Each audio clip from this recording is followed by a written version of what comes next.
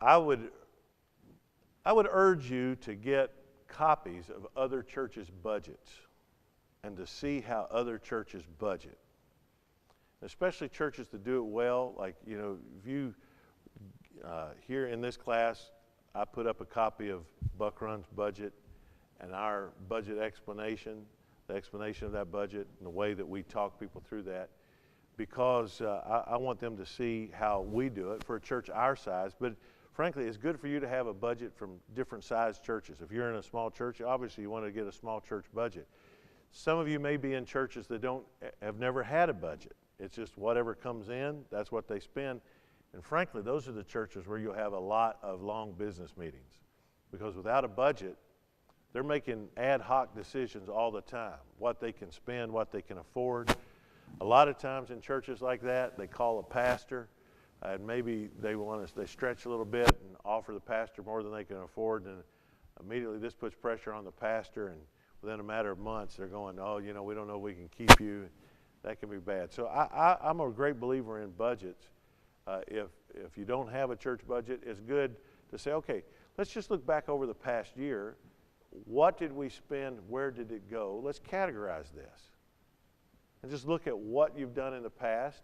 And that's a great place to start. So, okay, this is our plan for next year. And if you did nothing else but say, here's what we did last year. Here's the amount of money that came in. Here's how we spent it or gave it. And so now we're just taking that report and projecting into the future, and we're saying, okay, that's our budget. And then, as that year, you go through that year, you'll realize, oh, some of these things are off kilter. We need to up something. Oh, we need to be more careful in this area. We need to give more to missions or whatever. But it gives you a target. So if you're in a church that doesn't have a budget, I'd greatly encourage them. I want to warn you. No one talks about this much, but we have to, because our credibility and our character's on the line. There has to be accountability in the church. And in some small churches where you got one man or one woman handling the finances with no accountability, it is just, well, first of all, you're not helping your brother or your sister out by protecting them from temptation. And you think you can't have anything. Well, we can always trust so-and-so. And you know what? I had a church treasurer, my first church, that I'd have trusted with my life. She was incredible. And when she died, she left every penny she had to the church. It was $8 million. I trusted Maggie Sue Goodwin. She was a school teacher and a little elementary school principal. She was married for 13 years. Her husband died. She never remarried. She never had children.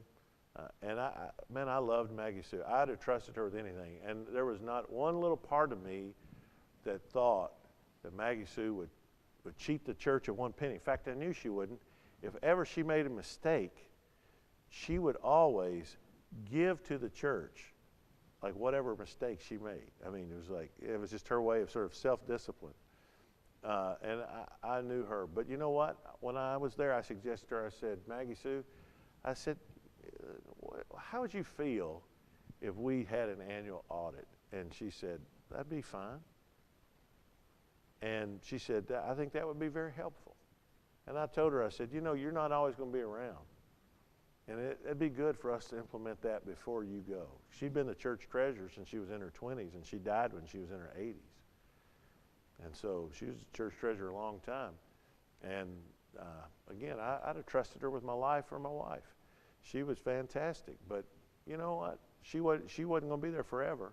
And I told her, I said, for the sake of the future, we need to do this. She said, you're right.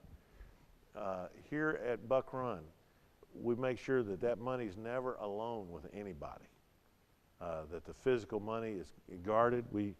We have a sheriff's deputy here on Sundays, and he follows the money out with our church treasurer or our business manager. It's taken to the bank under police escort, and then they go get it on Monday, and it's counted by a group of people. I mean, we make sure it's just never alone with anybody. Furthermore, our finance committee goes over every single check that's written. I mean, physically go over every check, what line item it's coming out of, who wrote it, who authorized it. I just like a lot of light shining on everything. Furthermore, I have no authority to sign checks around here. I could have gotten it when I came. They wouldn't have denied me that. I did not want it.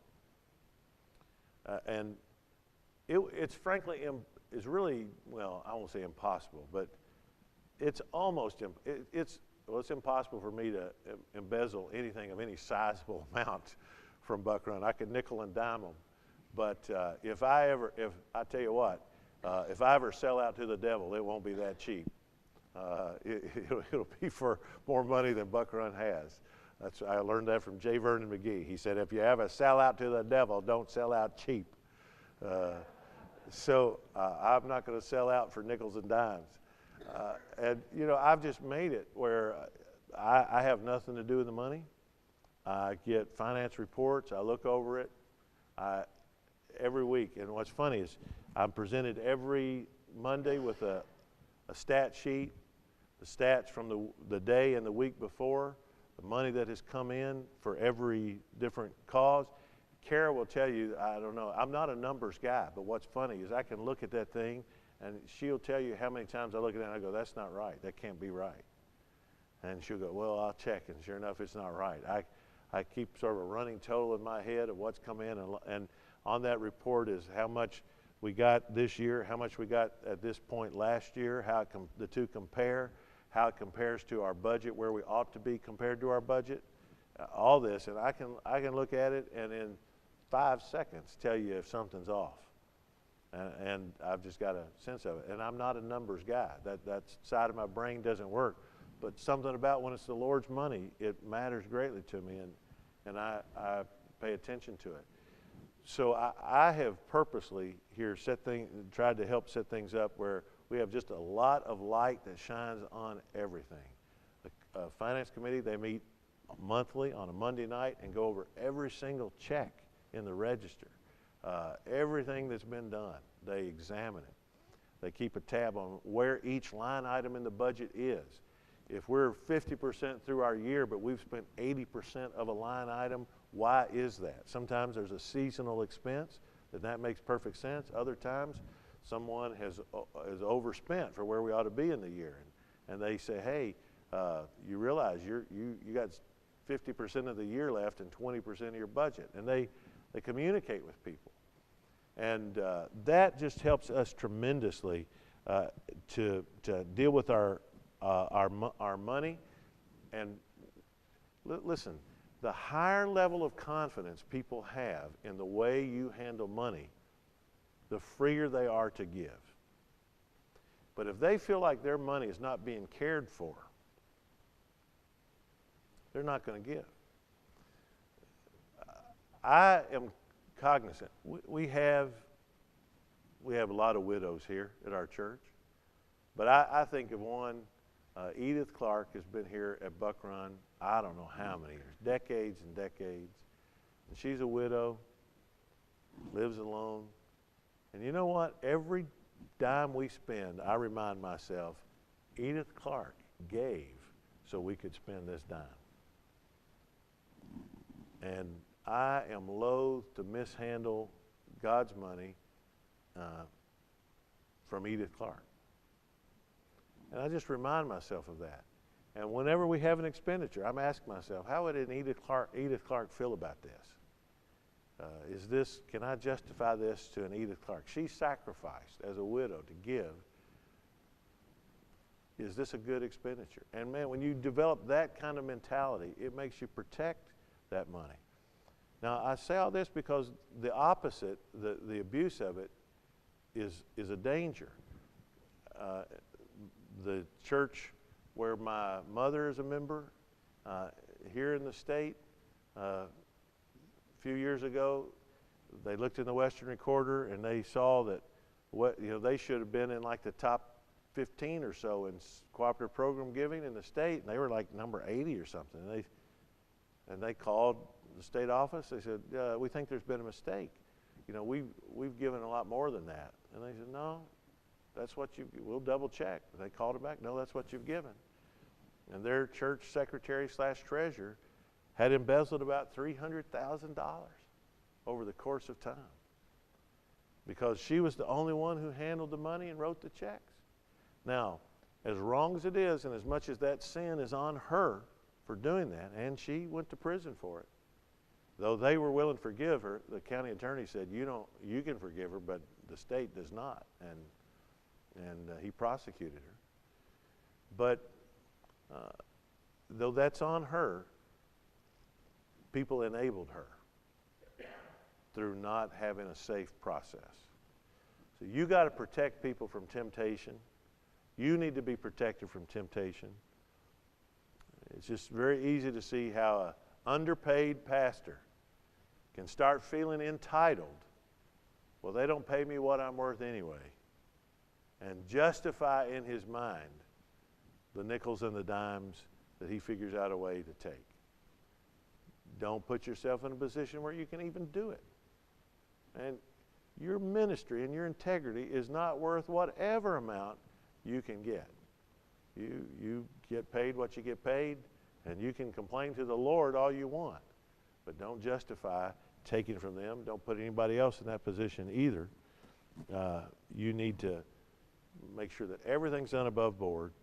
And though you're involved in the budgeting process and you lay out the ministry goals and why we need to give, and you're in essence the cheerleader in chief. You're cheering people on for their giving. You're acknowledging their sacrificial spirit. And you're leading the way.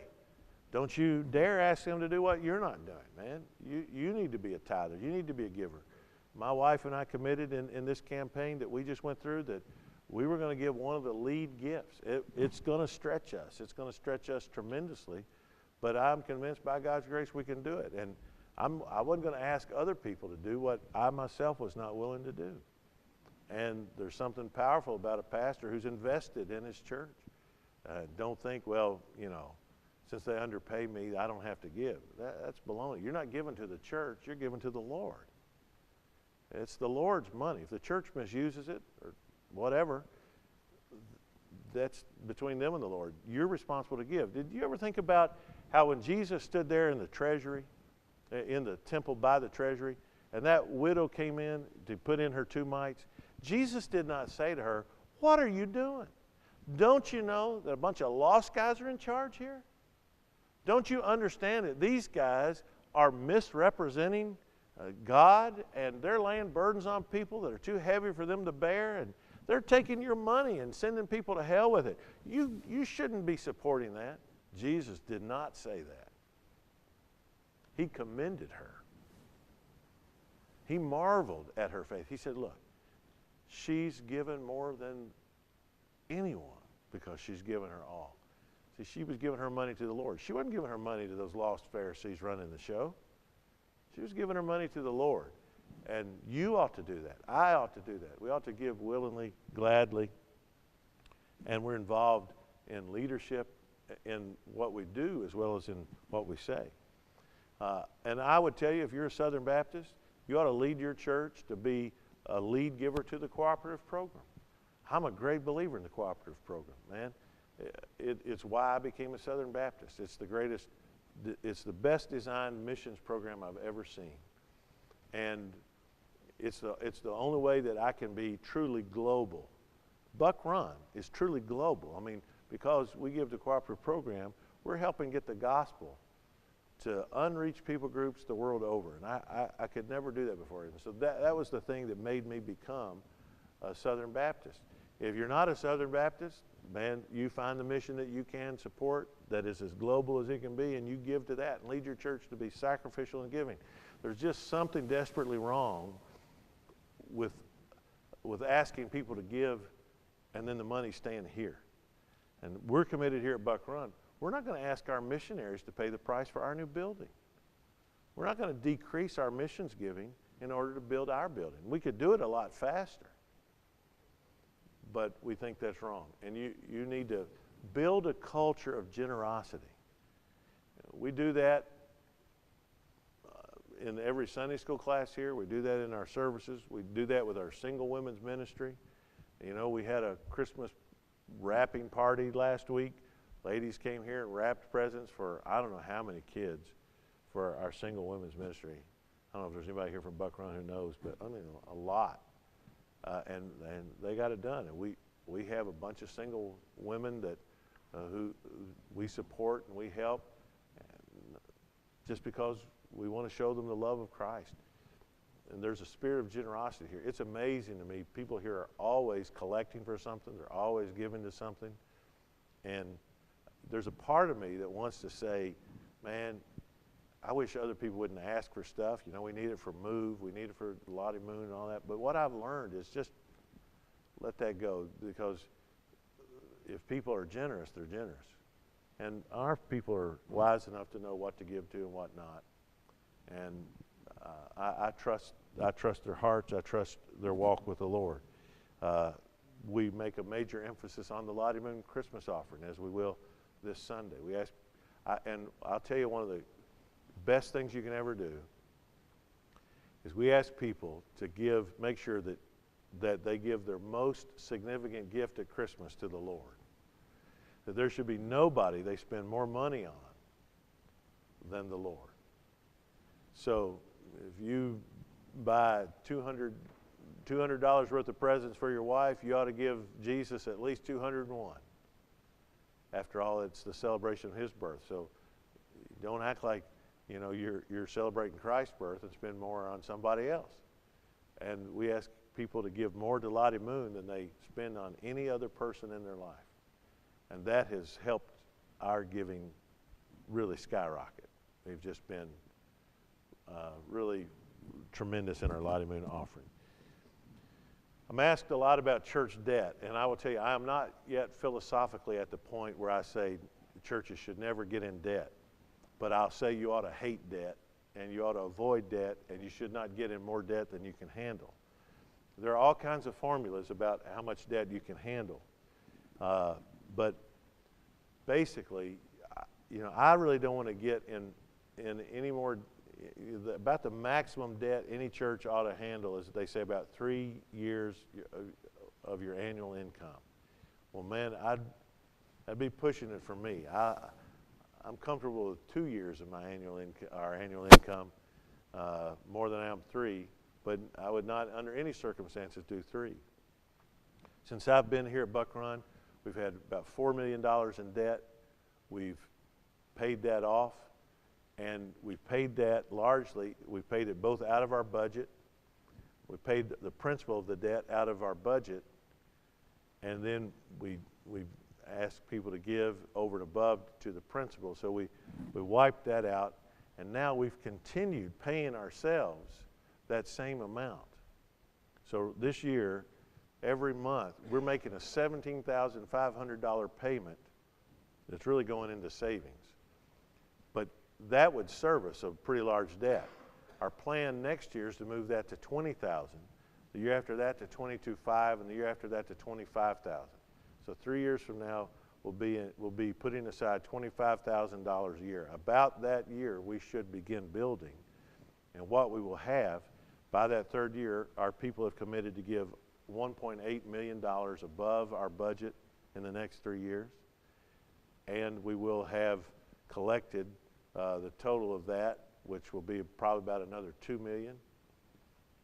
We should be sitting on about $5 million, somewhere in there in about 3 years.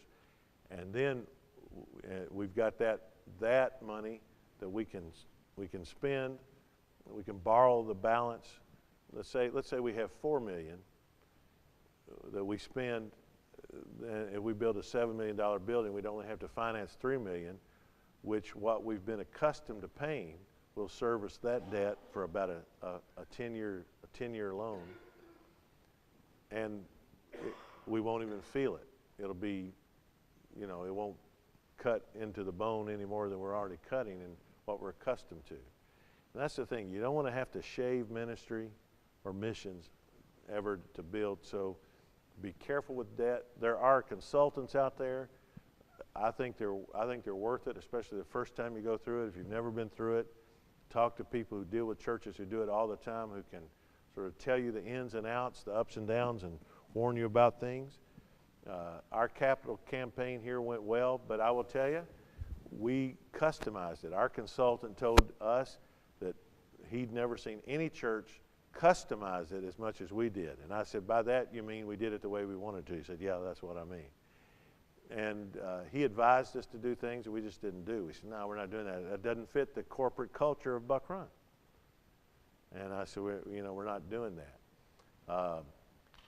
For instance, I don't know what anybody committed to give unless they tell me. I'm not looking at the list. I'm not twisting anybody's arm. They really encourage pastors to do that. I said, I'm not doing that. And we just ask our people to give. We ask everybody to give something. And they did, and we hit our goal. And, we made our own in-house videos. We did stuff, everything in-house, and saved ourselves a lot of money. And our people responded well to that. So I think it's good to use consultants, listen to them, but what they say is not gospel. Tailor it to your church. Ask yourself, will this work here? And if you ever need to go into a capital campaign, then just get lots of advice.